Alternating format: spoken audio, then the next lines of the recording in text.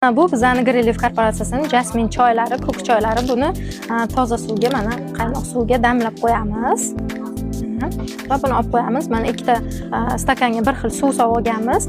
Mana bu bitta stakanga zararli moddalar, ya'ni biz iste'mol qiladigan moddalarimiz, har xil ovqatlar yeymiz, spirtli ichimliklar ichishadi, sigaretlar chekishadi. Mana shu organizmimiz shunaqa holatda bo'ladi. Bu bizning ichki organizmimiz, ya'ni mana ichaklarimiz deb, oshqozon ichaklarimiz deb, organizmimiz deb hisoblasak, mana qanaqa ko'rinishga keldi. Qorayib, ko'karib ketdi o'zi. Ichki organizmimiz mana shunaqa holatda. Endi ko'p dietologlarimiz, doktorlarimiz bizga suv iching deydi. Mana suvga solamiz. Mana o'zgarish bo'lgani yo'q, to'g'rimi? Mana shunaqa holat qoldi.